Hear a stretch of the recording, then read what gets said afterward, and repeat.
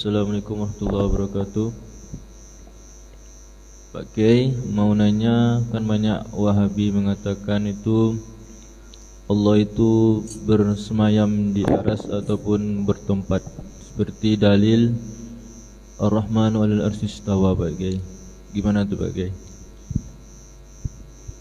Menurut Ahlus Sunnah wal Jamaah, ini pertanyaannya menanggapi Wahabi yang mengatakan Allah bertempat. Menurut Ahlus Sunnah wal Jamaah, mayoritas ulama, mayoritas umat Islam, Allah itu maha suci dari tempat. Makanya kita ini habis sholat baca subhanallah 33. Subhanallah itu artinya apa? Allah maha suci. Maksudnya maha suci, Allah itu suci dari apa? Allah itu suci dari segala kekurangan.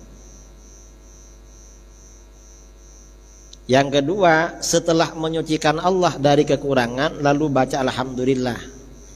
Alhamdulillah itu artinya apa? Segala puji bagi Allah. Mengapa Allah dipuji? Allah itu dipuji karena Allah itu maha sempurna secara mutlak. Setelah menyucikan Allah dari kekurangan, lalu kita menyematkan kesempurnaan kepada Allah secara mutlak.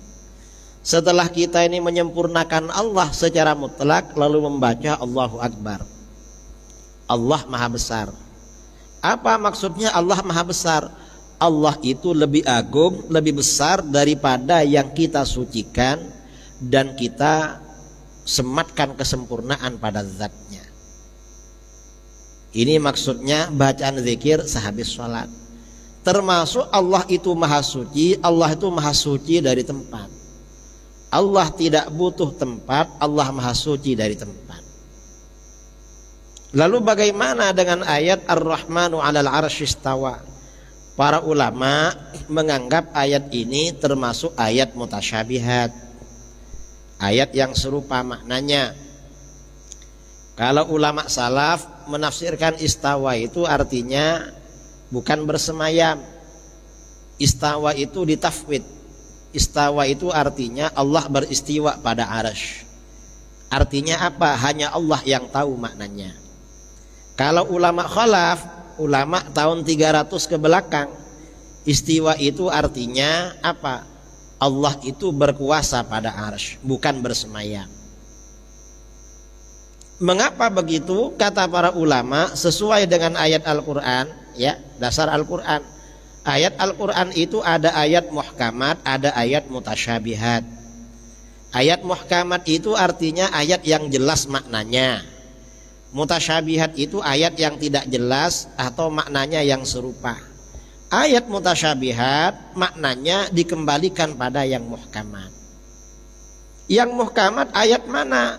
Yang muhkamat ini ayat surat Al-Ikhlas. Qul huwallahu ahad, Allahus samad, lam yalid walam yulad walam yakul lahu kufuwan ahad. Maknanya apa? Ya, maknanya termasuk laisa kamitslihi syai'. Tidak ada sesuatu apapun yang serupa dengan Allah. Karena Allah tidak serupa dengan sesuatu apapun, selain Allah ini semuanya bertempat, maka Allah tidak bertempat.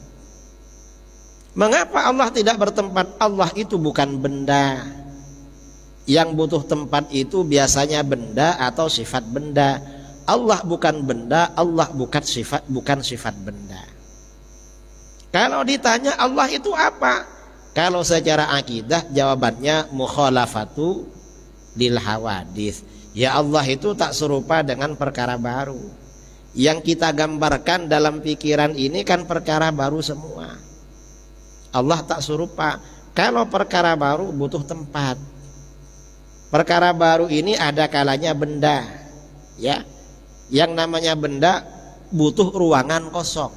Itu benda namanya. Benda itu ada benda padat, ada benda halus. Kalau benda padat bisa dipegang, kalau benda halus gak bisa dipegang. Contohnya seperti cahaya, itu kan benda. Seperti ruh, itu juga benda.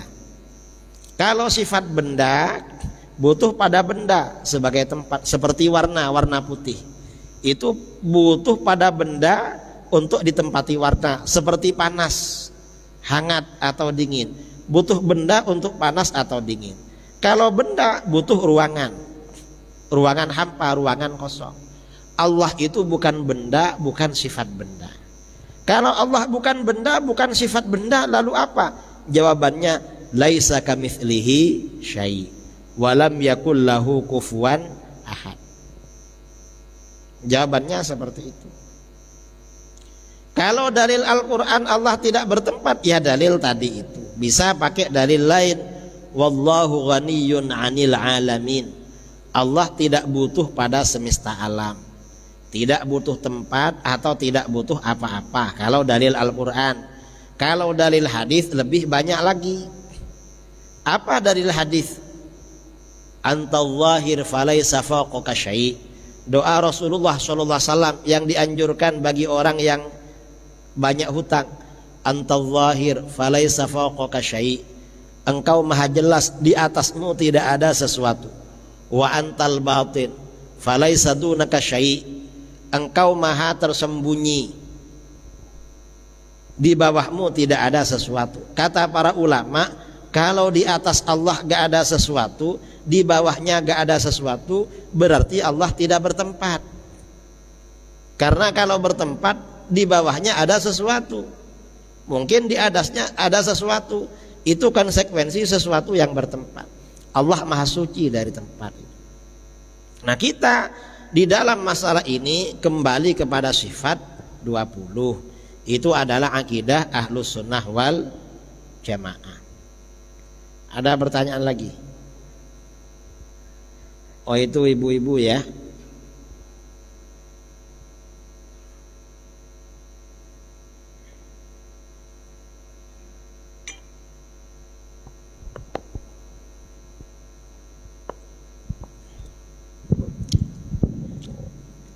Assalamualaikum warahmatullahi wabarakatuh. Ustadz, sesuai dengan judul kita, beramal sesuai dengan Al-Quran dan Sunnah.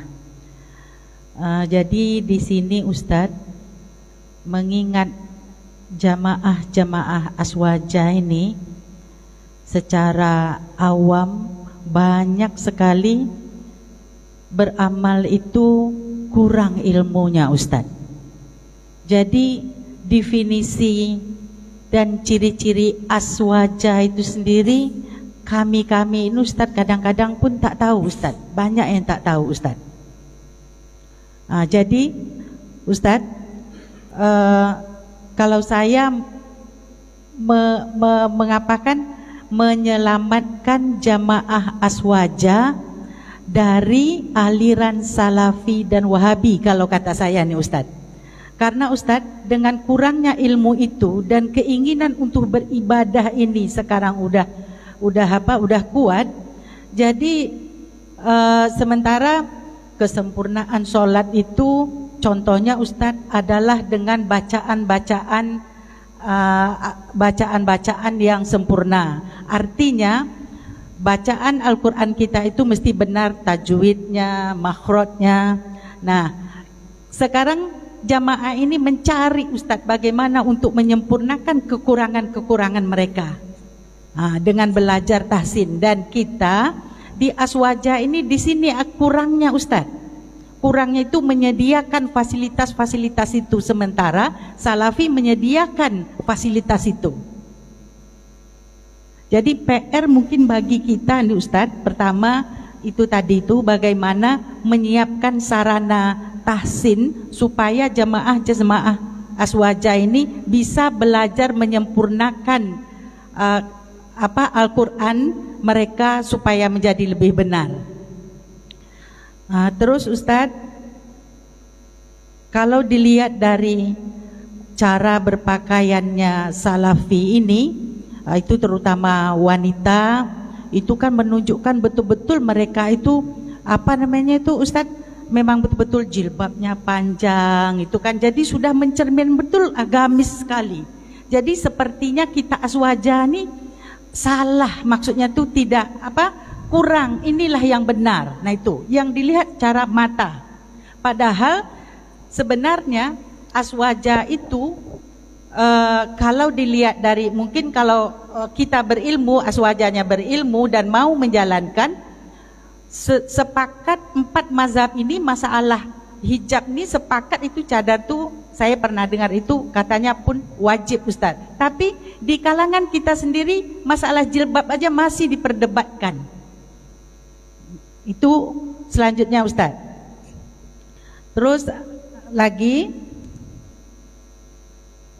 masalah keberatan qada solat ini Ustaz.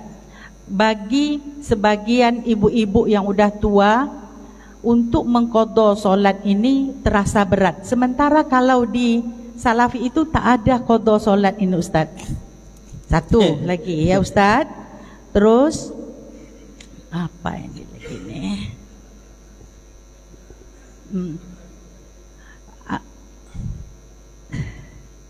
Jadi Ustaz, pertanyaannya apa ini ya? Ya sudah 3 itu kan. Cukup itu. Masih kurang lagi. Jadi cukup itu Ustaz. Mungkin Ustaz bisa menarik kesimpulan dari apa yang saya sampaikan Ustaz. Yang pertama ya, memang pertama Ahlus Sunnah wal Jamaah itu sebenarnya bagaimana? Kalau ciri-ciri Ahlus Sunnah di Indonesia, di dalam fikih ikut mazhab Imam Syafi'i, akidahnya Asy'ari dan tasawuf atau sufi. Kalau orang Riau, tarikatnya Naqsyabandiyah Khalidiyah. Itu ciri-ciri Ahlus Sunnah. Kalau tidak bermazhab berarti bukan Ahlus Sunnah. Kalau akidahnya bukan Asy'ari berarti bukan Ahlus Sunnah. Kalau tidak bertasawuf, kalau anti tasawuf berarti bukan Ahlus Sunnah juga. Ciri-cirinya itu. Masalahnya di Riau, sebenarnya bukan cuma di Riau, tapi mungkin keluhan di berbagai Indonesia. Kita ini kan beramal sesuai dengan Ahlus Sunnah. Umat Islam yang tidak beramal itu ramai di Riau ini. Dan di Riau ini ya, yang ramai kajian-kajian keagamaan Pekanbaru, kemudian Kampar sebagian daerah, lalu Dumai, Duri, itu aja yang ramai kajian. Kalau daerah-daerah lain itu gak ramai kajian, malah masjid-masjidnya gak pernah bikin acara momen-momen, acara-acara. Karena saya sering banyak keliling di Riau ini, banyak keliling. Artinya yang tidak beramal itu banyak. Kadang-kadang satu keluarga gak sholat, tapi mereka kalau keluar pakai kerudung ya pakai kerudung, orangnya gak pernah sholat. Kadang jumpa pakai peci, gak pernah sholat juga, hanya formalitas. Artinya Islam KTP. Ini masyarakat kita. Jadi PR para asatid, PR semuanya, ini bukan hanya yang beramal tidak sesuai sunnah, malah yang gak beramal ramai juga. Yang gak beramal. Ini yang pertama, ini PR. Yang kedua, masalah tahsinul Quran. Tahsinul Quran ini memang keluhan dari beberapa tempat selama saya safari di Pekanbaru. Katanya di Kampar dan Pekanbaru ini yang ngajar tahsin itu banyak orang Salafi Wahabi. Betul. Ini PR ini, terutama Masjid An-Nur ya, BPIR, Dompet Duafa, YTWU, ini gimana mengatasi ini? Jadi agar membuka tahsin Al-Quran yang ditangani oleh orang-orang Ahlus Sunnah wal Jamaah. Karena problem, dan banyak kok orang-orang Ahlus Sunnah yang bacaannya fasih-fasih itu, yang levelnya memang internasional qori-qorinya. Maksudnya makhraj hurufnya yang betul itu banyak di Indonesia.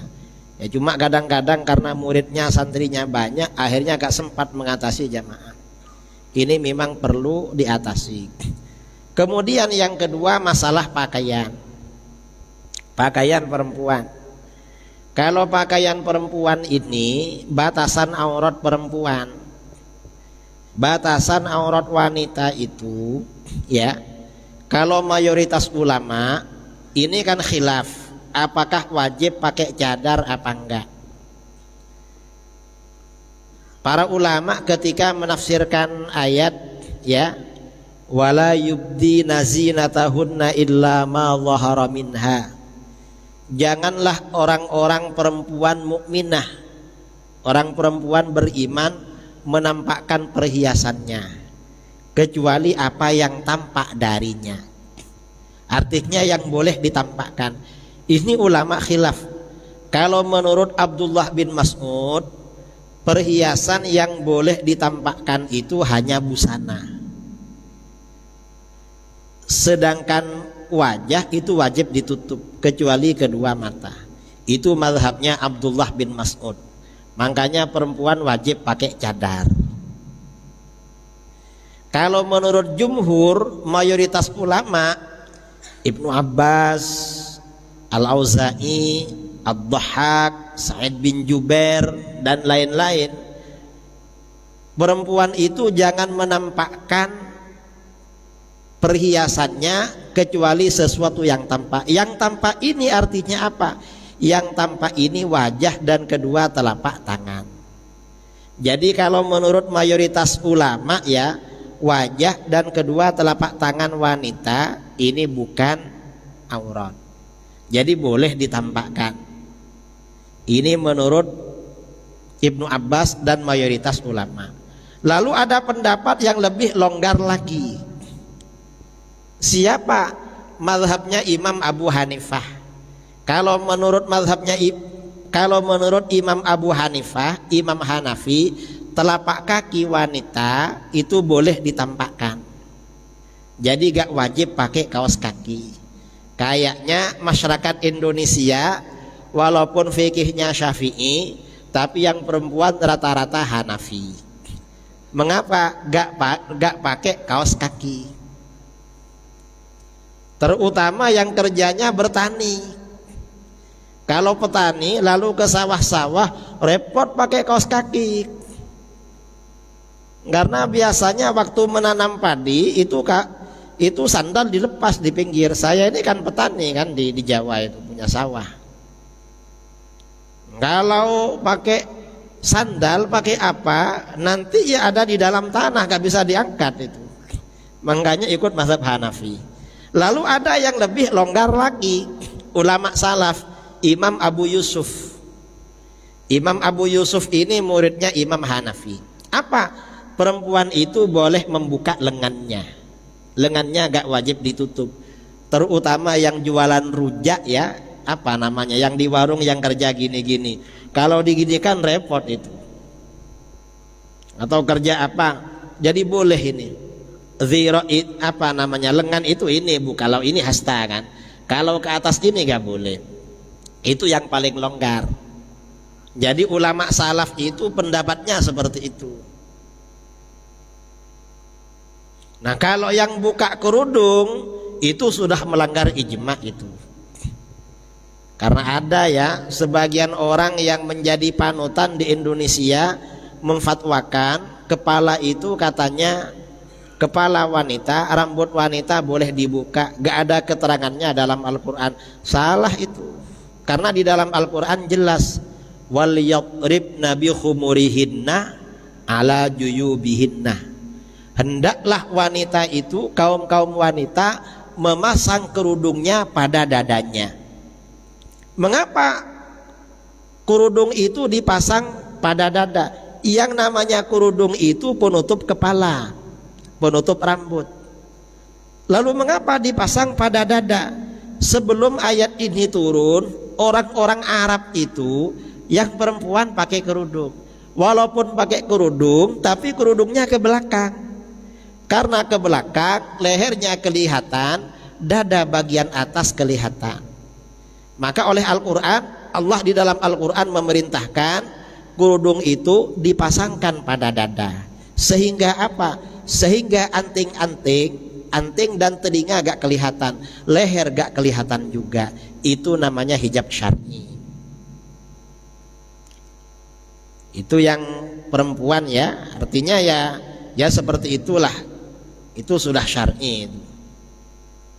Kalau yang laki-laki hijabnya, kalau jumhur mayoritas ulama antara pusar dan lutut pakaiannya. Itu kalau laki-laki. Sebagian ulama salaf ini khilaf lagi. Gimana pemain sepak bola? Pemain sepak bola itu kan celana pendek di atas lutut. Ini ikut sebagian ulama salaf. Yang paling ringan itu laki-laki auratnya. Sebagian ulama salaf mengatakan auratnya laki-laki itu cuma kemaluan depan dan belakang. Ada yang lebih ringan lagi. Sebagian ulama salaf aurat laki-laki cuma yang depan aja, yang belakang dibuka gak apa-apa. Jadi saudara, misalnya ada orang jumpa orang dulu pakai koteka. Tahu koteka? Koteka itu alat ya, dimasukkan pada alat depan lalu diikat, yang di belakang dibiarkan. Itu sudah sesuai aurat menurut sebagian ulama salaf. Itu berhijab secara syar'i, tapi jangan dipakai di sini. Kalau di sini dianggap orang gila itu. Ini masalah aurat ya. Jadi kita harus tahu. Nah, ini sebagian salafi, terutama yang laki-laki, pakai busana, busananya pakai celana cingkrang di atas mata kaki. Tiap hari pakai celana terus, lalu dibilang sunnah. Enggak betul itu. Mengapa? Memangnya Rasulullah tiap hari pakai celana?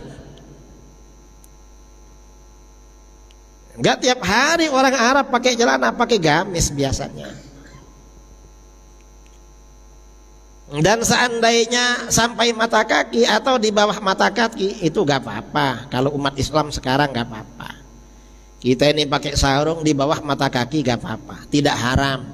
Kalau salafi mengharamkan. Mengapa? Karena yang haram itu kalau busana laki-laki di bawah mata kaki itu yang haram kalau tujuannya sombong. Kalau umat Islam itu sombongnya bukan itu sekarang. Yang sombong itu kalau ke masjid tiap hari bawa alpad. Itu baru sombong itu. Kalau gak bawa alpad gak mau ke masjid, baru sombong. Kalau cuma karena sarung di bawah mata kaki itu gak sombong. Mengapa? Rata-rata masyarakat kita sarungnya murah-murah. Kadang-kadang sarungnya hadiah dari masjid. Dan ada sarung, saya pernah dapat sarung dulu, mungkin harganya 20.000. Setiap dinaikkan ke atas dapat 5 langkah, turun lagi ke bawah itu. Masa seperti itu diharamkan itu? Ini masalah busana. Dan busana ini kata para ulama itu tergantung budaya. Kita ini gak harus seperti orang Arab kalau busana. Ini masalah pakaian. Saya kira bisa difaham ya ibu yang bertanya. Pertanyaan terakhir.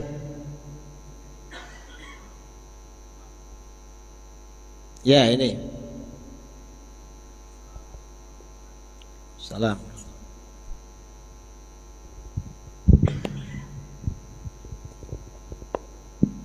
Assalamualaikum warahmatullahi wabarakatuh. Salam. Mohon izin bertanya Pak Kiai mengenai 2 hal. Yang pertama adalah terkait masalah thariqat Pak Kiai.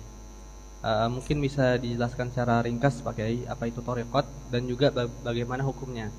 Dan juga dalam konteks kita menjalankan prinsip dan ketentuan syariat, apakah kita boleh untuk mencukupkan diri bersandar ataupun mempelajari 4 mazhab imam saja gitu Pak Kiai. Itu yang pertama. Terus yang kedua, apa hukum kita membenci para Wahabiyah Pak Kiai?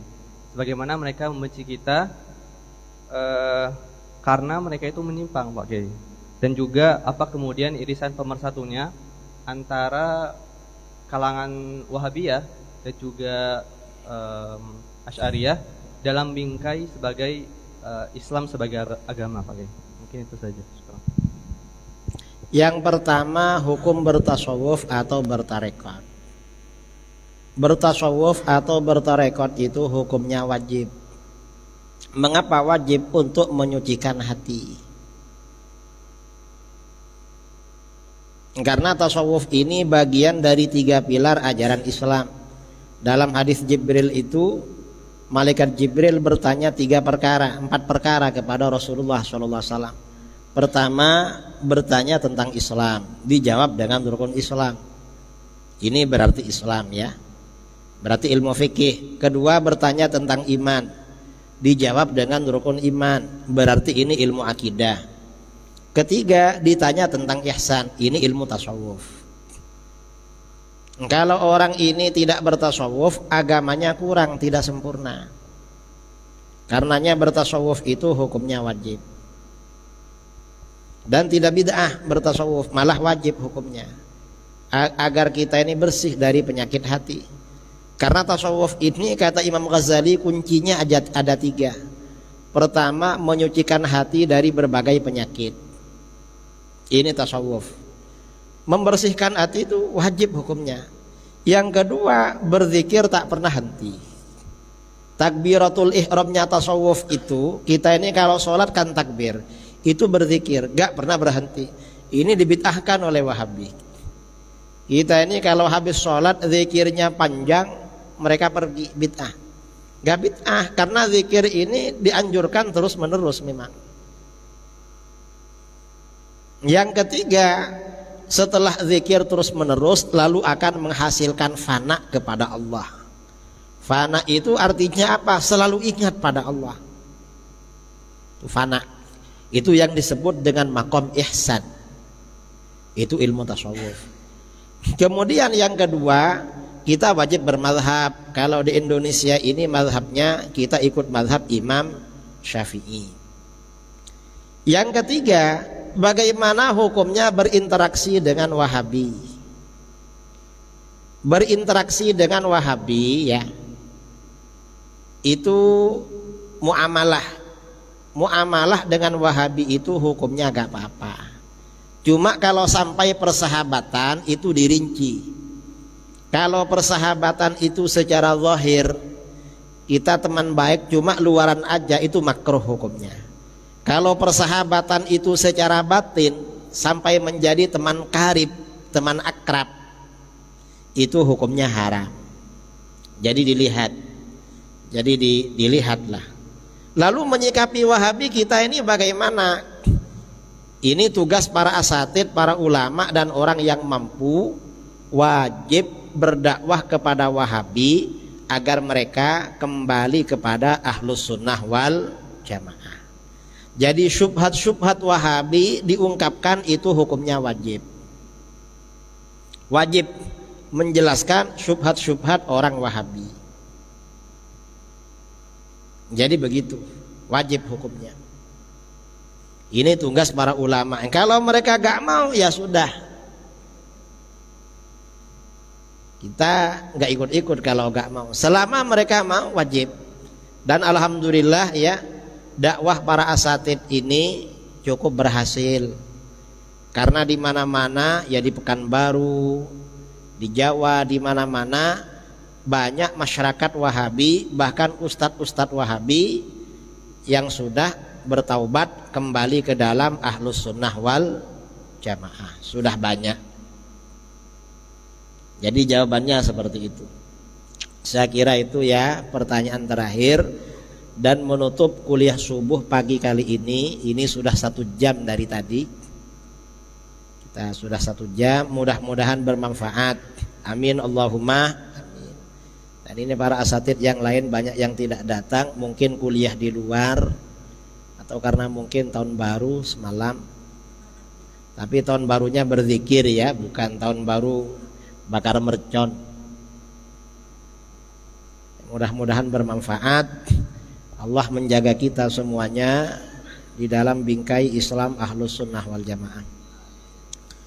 Bismillahirrahmanirrahim. Alhamdulillahirabbil alamin, hamdan yuwafi ni'amahu mazidah. Allahumma salli ala sayyidina Muhammadin salatan tunjina biha min jami'il ahwali wal afat, wa taqdi lana biha jami'al hajat, wa tutahhiruna biha min jami'is sayyi'at, wa tarfa'una biha indaka a'lad darajat, wa tuballighuna biha aqsal ghayat min jami'il khairati fil hayati wa ba'dal mamat, wa ala alihi wa sahbihi wa barik wa sallim اللهم آتنا في الدنيا حسنة وفي الآخرة حسنة وقنا عذاب النار ربنا هب لنا من أزواجنا وذرياتنا قرة أعين واجعلنا للمتقين إماما اللهم إنا نسألك العافية في الدنيا والآخرة ونسألك العفو والعافية والمعافاة الدائمة في الدين والدنيا والآخرة اللهم إنا نسألك الهدى والتقى والعفاف والغنى اللهم اقسم لنا من خشيتك ما يحول بيننا وبين معصيتك ومن طاعتك ما تبلغنا به جنتك ومن اليقين ما تهون به علينا مصائب الدنيا اللهم متعنا بأسماعنا وبصارنا وقوتنا ما أحييتنا واجعله الوارث منا واجعل ثأرنا على من ظلمنا وانصرنا على من عادانا ولا تجعل مصيبتنا في ديننا ولا تجعل الدنيا أكبر همنا ولا مبلغ علمنا ولا تسلط علينا من لا يرحمنا اللهم زدنا ولا تنقصنا وأكرمنا ولا تهنا وأعطنا ولا تحرمنا وآثرنا ولا تؤثر علينا وأرضنا وارض عنا واغفر لنا ولوالدينا ومشايخنا ومعلمينا وأصحابنا وأحبابنا وذوي الحقوق علينا وللمسلمين والمسلمات والمؤمنين والمؤمنات الأحياء منهم والأموات وصلى الله على خير خلقه سيدنا محمد النبي الأمي وعلى آله وصحبه وبارك وسلم تسليما كثيرا سبحان ربك رب العزة عما يصفون وسلام على المرسلين والحمد لله رب العالمين تقبل الله منكم السلام عليكم ورحمة الله وبركاته